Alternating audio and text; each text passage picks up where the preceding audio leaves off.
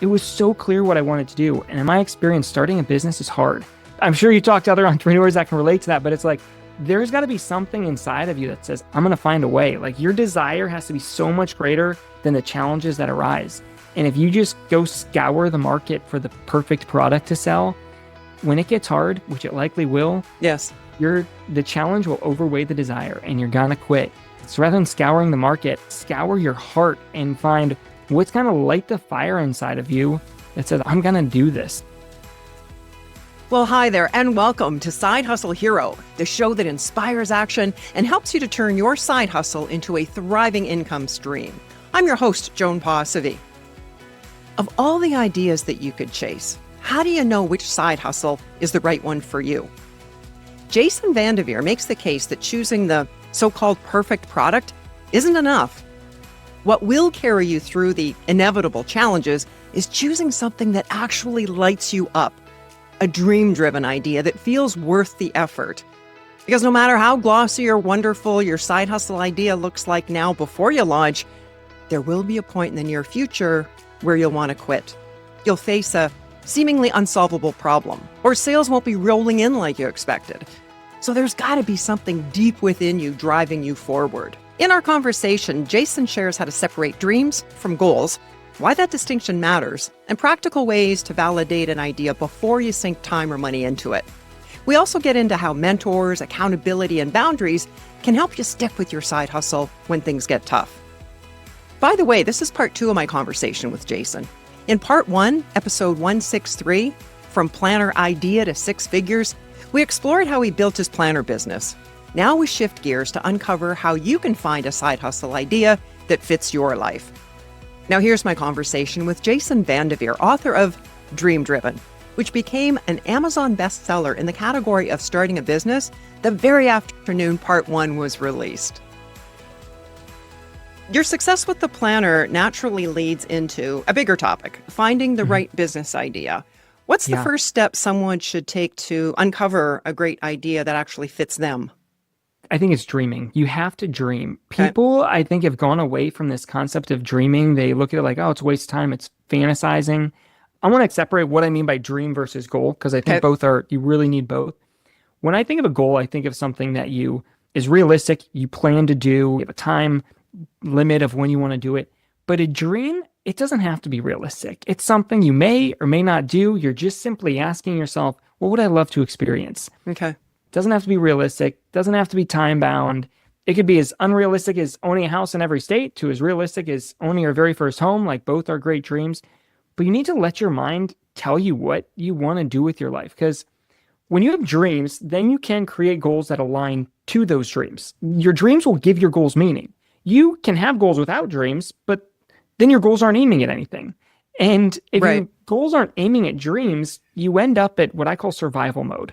Okay. Where you're just working to stay afloat. You're trying to survive. But when you do have dreams, now your goals have meaning and you end up with purpose. And I think you got a dream. For me, I take 10 minutes every day and pace around in my basement with my headphones on, listening to music, and I dream. And I've done this for years, but it gets me so clear on what I want to do with my life. And I feel like if somebody's trying to find their business idea, it's like, what would you love to do? What would you love to experience? And the dreams are going to clarify that for you. Without giving it any consideration as to how you're going to pull it off. Yeah. Because even if I might not set the dream as a goal yet, but I can still set goals that are aligning me towards that. And it lights a fire inside of you. Like I left the opportunity at the dealership. My family is not a family who gives us money. It was kind of like, look, if you want to be in a car dealership, you have this career. But if you don't, like, we're not going to give you anything. You're on your own. Yeah. But yeah, started from zero, but it was so clear what I wanted to do. And in my experience, starting a business is hard. I'm sure you talk to other entrepreneurs that can relate to that, but it's like, there's got to be something inside of you that says, I'm going to find a way. Like your desire has to be so much greater than the challenges that arise. And if you just go scour the market for the perfect product to sell, when it gets hard, which it likely will, the challenge will overweigh the desire and you're going to quit. So rather than scouring the market, I would encourage you got to scour your heart and find what's going to light the fire inside of you that says, I'm going to do this. So that's the place I would start. And I can give framework for what I would look for in those dreams and how to validate it. But what do you think? Yeah, I love that. What I found though is when we ask somebody to just take the lid off your mind and really dream of what it is that you'd like to have, do, or be, they still feel restrained by their that conditioned Yeah. thinking. Is there a prompt or a question that you ask yourself or something that helps someone become more open with themselves about allowing them to dream? What I love, if they're talking about a business idea specifically, I would ask them, like, if you already have all the money, now you have Mm, enough money, you can just live off of the passive interest of it. What would you do for fun? What would be like, I don't even need this for money. This would be really fun for me to do. But I think it's the dreaming every day. That's what really reveals it. Because you're going to okay. have these dreams that come up that you might dream about for a couple days and it gets you excited, but then it passes. But then you have these other dreams that you can dream about again and again for years. And it lights something inside of you to pursue it. What's the prompt that you start with when you do the 10 minutes in the basement? What question are you asking yourself? I don't normally start with a prompt dreaming. Yeah, what would I love to experience? What do I want my life to look like this time next year or in the future? How would I love to serve somebody else? Okay. Those are some of the things that come to mind. Well, you've created something that turned into a six-figure side hustle. What's your advice for validating an idea before sinking time and money into it?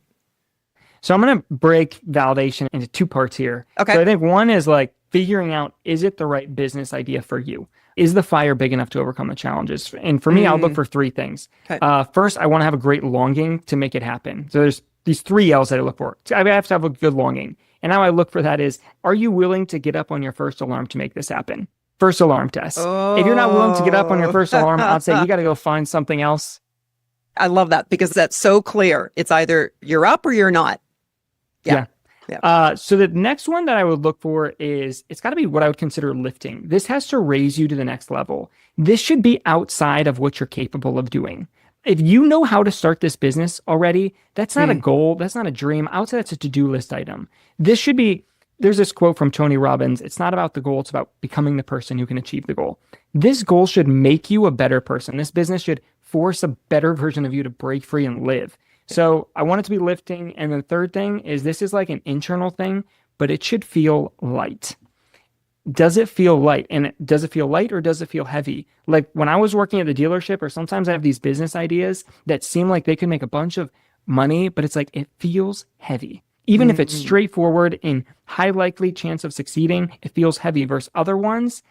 Launching my planner business was the hardest thing I'd ever done, but it felt light because it was just fun. So that's not as quantifiable as like a first alarm test, but I would look for those three things. Then I think that's validating it for you. Then there's validating within the market. I'm going to give you two. I'm going to break this into two parts. Awesome. Is we have to validate that it solves a problem is the first part. And I'll tell you how you do that. The second is you have to validate that people are willing to pay for it. There's demand. So to solve that it has a problem, I would do either focus groups or beta testers. You have to have people try it out and get success. Like they have a problem and their problem has been solved. Otherwise, just like my planner story, I don't know if it would have worked or not, but they'll validate that for me. To validate if there's demand, I would pre-sell it. Like my planner, I pre-sold it to people that I knew, people who I had their email address that I thought would want my planner. I would email them and say, like, hey, I've designed this planner. I thought you'd like it. I'm ordering a first batch of this many units. If you'd be interested in one, go ahead and Venmo me $20. Okay. But if this is the thing, you need both of these because one, people might buy it, pre-sell it, but if it was a terrible product, they would never buy it again, right? The pre-sales aren't going to tell me whether it actually solved the problem or not. It's just going to tell me if there's demand. But if people, you may have heard the expression, like people vote with their wallet. If they're not willing to pre-sell it, it's not a good enough business idea. But if I offered it to somebody, like before I've designed courses, I've always tried to pre-sell them. And if I pre-sell, have a workshop, have 30 people there and pre-sell this course and nobody buys it, it's then don't build it. Okay. But if nobody wants it, then I want to ask them, why? What would you need to see to make you want this? And that's still a helpful way for me to reassess and how can I make this better. You can run surveys like through PickFu. I think surveys would help give me clarity on whether people will buy it or not. But getting somebody to survey, yes, I'll buy it, is still different from them pulling out their wallet. But if you don't have an audience of people to pre-sell to, I would go to the surveying. When did you do the pre-sale? Because you've got such a time lag between the time you say order shipment from China and then the time it actually lands so that you could turn around and ship it out. So it was after I ordered my planners from China, which Okay. this took 3 months. You order Yeah. it, takes a long time on the boat, but before I started selling, Hmm. probably at that point. Yeah, so maybe that was not the best timeline. I'd recommend somebody pre-sell them up front, but that's when somebody recommended me do it. And And that's when you feasibly you can. Sometimes it's just you've got to make a decision. Do I feel this is good mhm, enough to warrant it or not? I might mhm. have a And garage full of planners. yeah, yeah. I could see people were buying planners too. Like I wasn't completely inventing something new. People were Hmm. buying planners. It was helpful to figure out a price point. And like your survey can help with that. If you want to survey people, here's this sales page. What would you be willing to pay for this product? Yeah, but I would prefer to actually get the money. One, it's nice to get the money. And two, that's such a better validation than a survey response saying I'd buy it. Sure.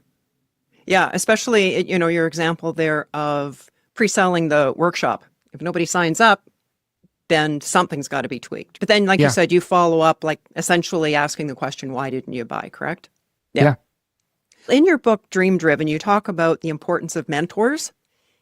yes. How do you suggest going about finding them, and how do you actually approach the ask, if we call it that? I had a mentor of mine tell me this. He was like, I was starting my business, and he said, Jason, the shortest distance between 2 points is a straight line, right? So if you want to start a business, the easiest way to do it is find someone who's already started a business like you want to start and ask them how they did it. Boom, there's your straight line. So that was like my mission at first was I need to find people who have launched products online. When I want to get in Mm. real estate, writing my book, getting into coaching, it's like I'm going to find someone who's already done this and ask them how they did it. So I break down 8 ways in my book. I'm going to throw a few at you and maybe Please. we can dive deeper if you want on them. Easiest place would be to start with your warm market. Friends, family. Who do you know has started something remotely similar to what you want to start? Okay. You're looking for somebody who has started something similar, but they're not going to view you as competition. If they're going to view you as competition, they're not going to share their secrets. But like if somebody wanted to start a podcast, you'd probably be willing to share with them Sure. anything because there's enough to go around, right? Yes. So friends and family, or it could be friends and family who know somebody. So if you've got an uncle who's super well connected, tell them, hey, here's what I'm trying to do. I'm trying to launch this business. I Yeah. wanted to pick your brain about it. Or, hey, do you know anybody you could connect me with? Some other ways that I would do this, people hate the most, but I've cold called businesses. There was a mobile home park for sale a few years ago that I wanted to buy. I knew nothing about mobile home parks. So I cold called all the other mobile home parks in our area and just asked them questions. And most of them told me, no, we don't have time for this. Yeah. But I had a handful of them that were like, here's what you should be looking for. Here's what I know about the place. Here's a contact to the person who services that mobile home park. And they're Wow. super friendly to share. I'll go in social media groups. So going back to this example, Hmm. look for social media groups, Facebook forums. I would normally start with a specific question. Like in this situation, they had a wastewater treatment plant. I asked a question of something specific going on with this wastewater treatment plant. What should I be looking at? If somebody replies, then I normally ask those people, would you be willing to Hmm. hop on a call with me for 10, 15 minutes? I'm clueless. I need help. And people are normally pretty open to that. I'm going to give one more. And if we Hmm. want to dive deeper into these, hopefully I'm not rapid firing through them too quick, No, this is awesome. is I would look for businesses for sale that are in that space. So a few years ago, when I really want to start growing my email list, I was weighing out, do I want to grow my own or do I want to buy somebody else's? And We're talking I about went we're talking about the planners now, right? for the planner Yeah. business. Okay. Yeah. Yep. Thank you. So for the planner business, so I went and looked for businesses for sale that had a big email list. And the nice thing, if a business is for sale, you most time have the opportunity to sit down or get on a call with the owner and go line by line through their business. What's this? How are you doing it? How did you get this so low? How are you getting this so high? And I would be upfront with your Hmm. intentions of, hey, right now I'm trying to decide, do I want to grow this from start? Do I want to buy one?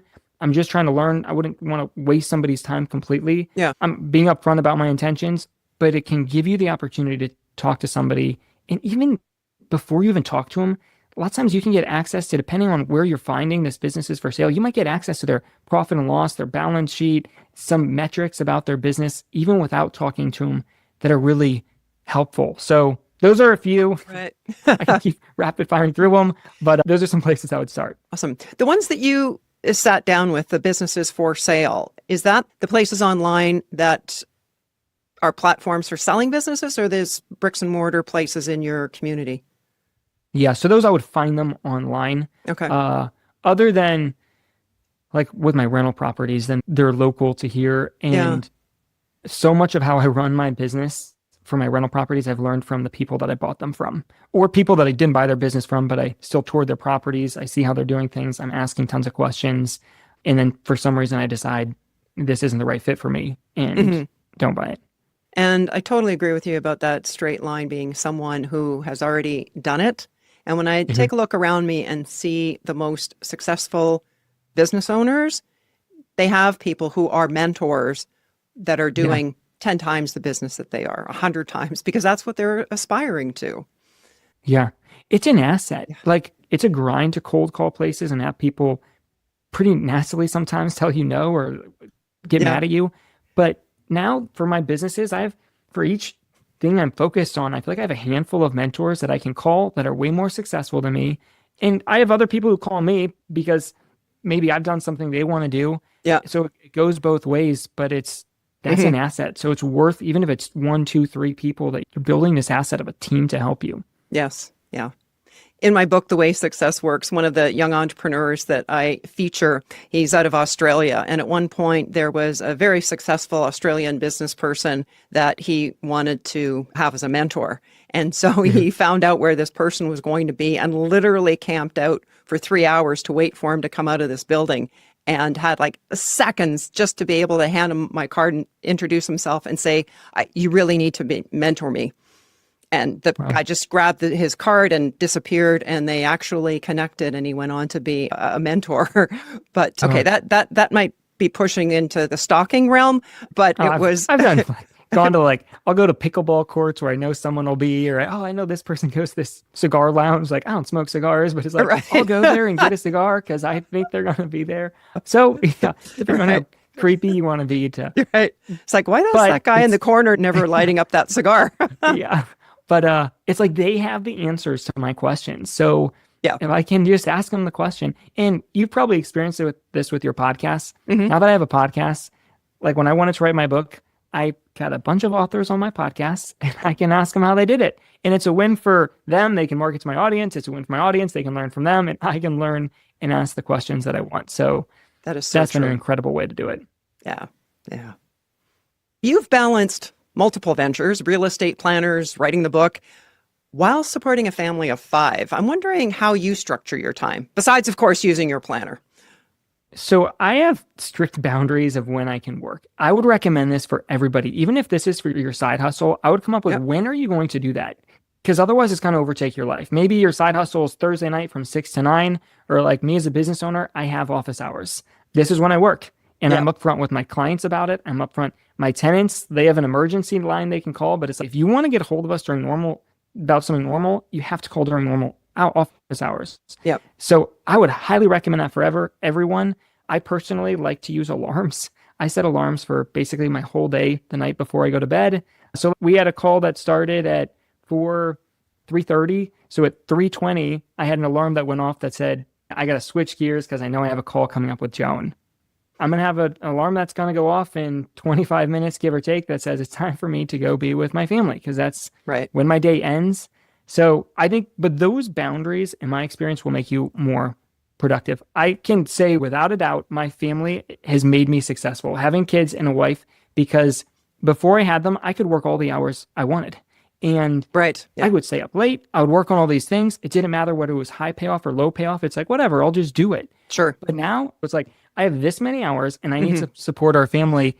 It has forced me to get better at working. So I think maybe you don't have that necessarily set up with your family, but create those office hours. It's going to help you be more efficient.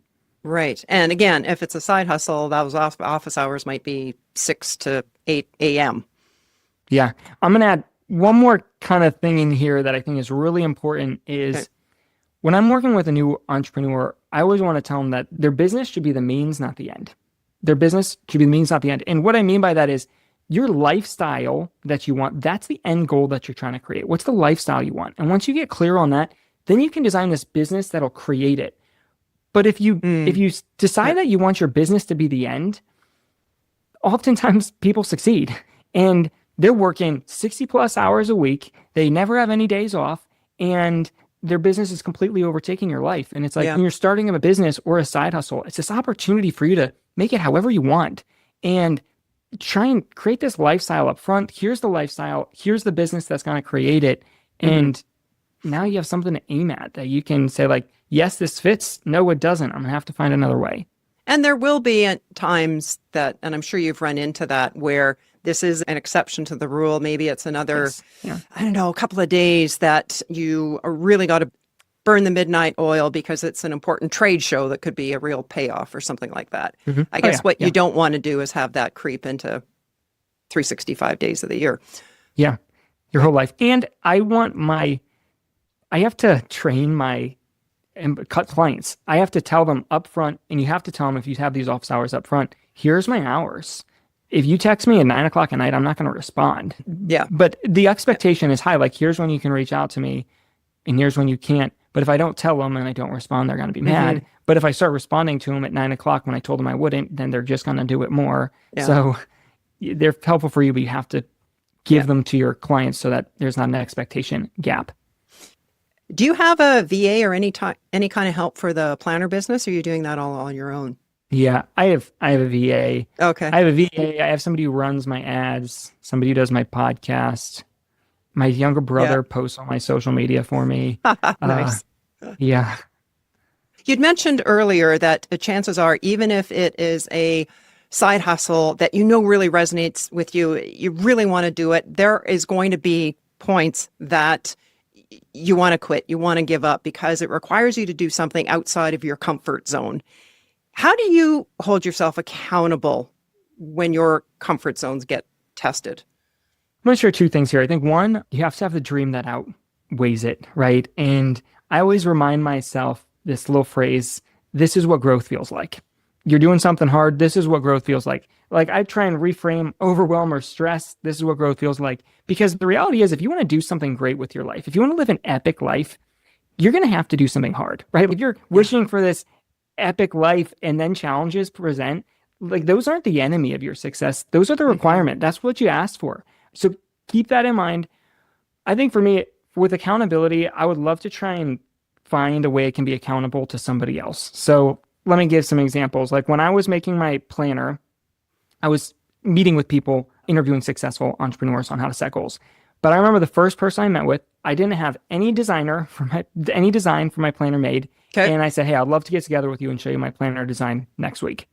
And he said, yes. So now I have a week where I have to make this planner design or I won't do it. But like I was working with this guy a little while ago. He was in my group and he wanted to start a detailing business, detailing people's cars for like years.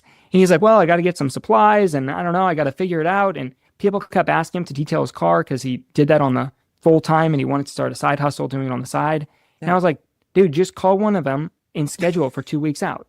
Say, yep, I'll detail your car next Tuesday. Now you have to figure it out. And all he did was do that. And then the decisions took like 15 minutes, whatever. Yeah. But then once he did that first client, now he's accountable to somebody else. So yeah, I know those are just some examples. If you can somehow get somebody else attached to it, make the commitment. I'm going to show you this. Hey, I'm going to email this over to you next Tuesday. Even if the person doesn't really care, I just want to be accountable to somebody else. And in that moment too, they're going to know if this is something that they really want to do, or it's just been a story that they've been telling themselves for all these years.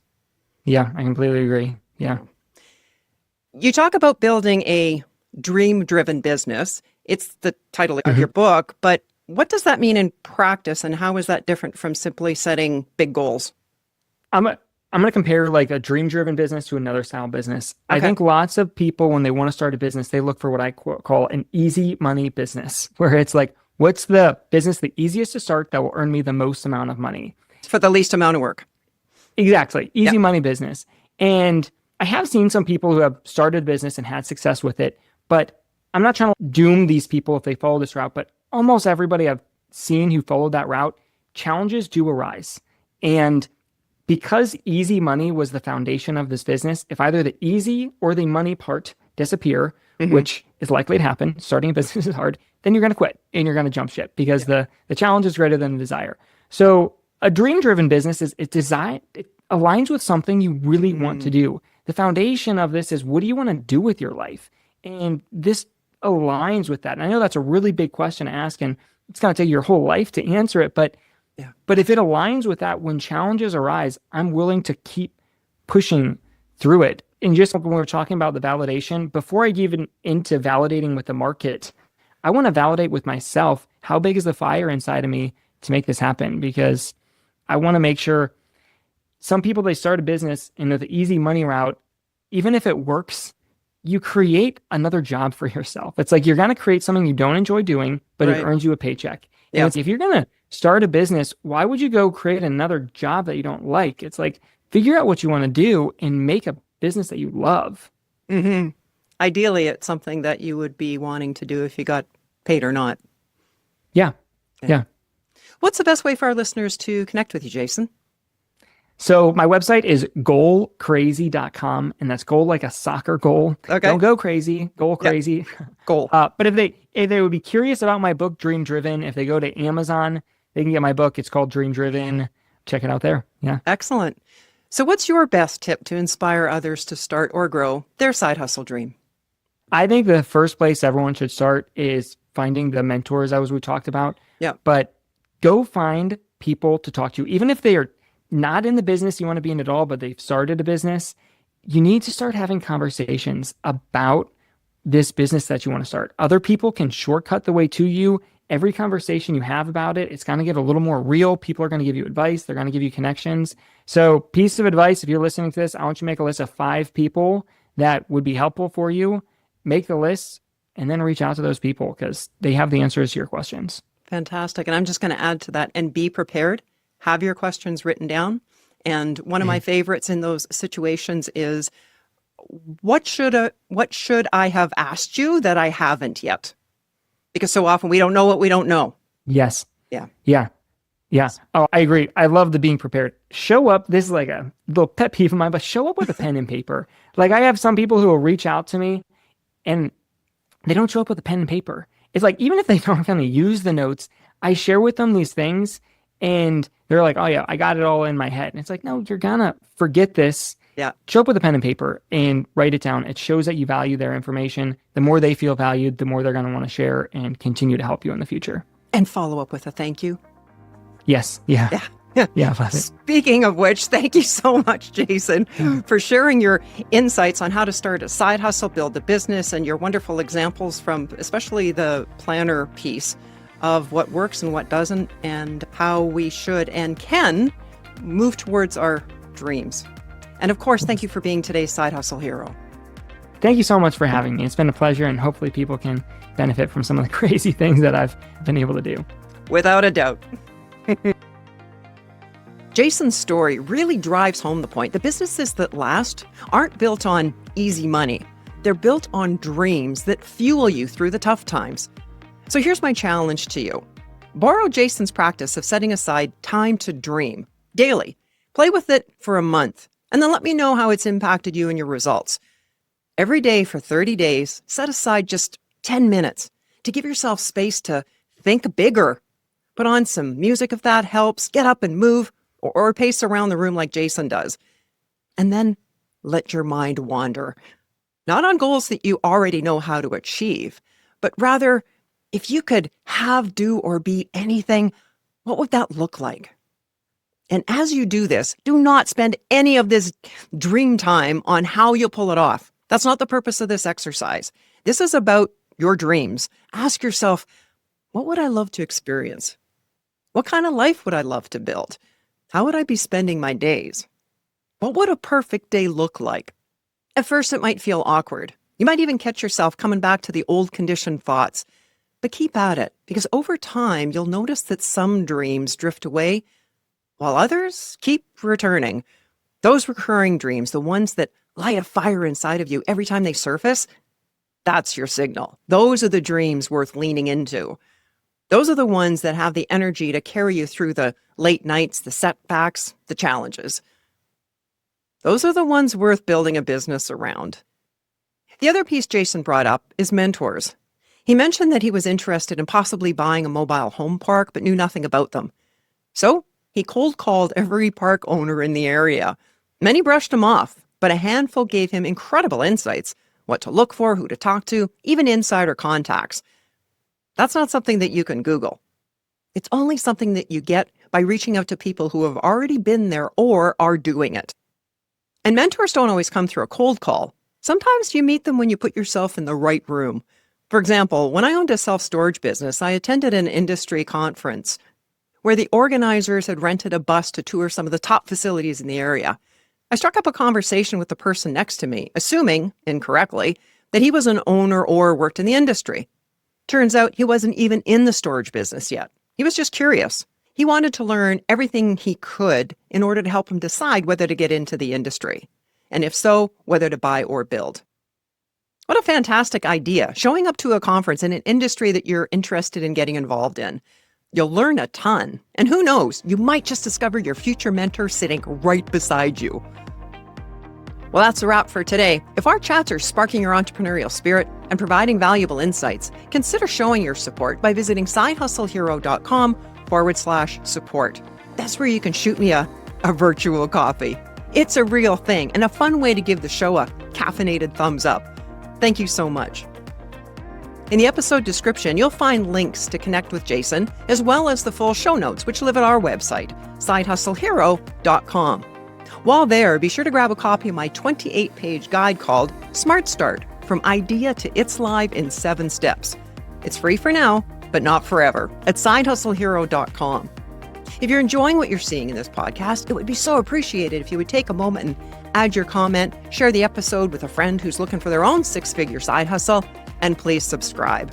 It'll let others know that there's valuable content here to help them start and grow their side hustle. Thanks for watching, and hustle on.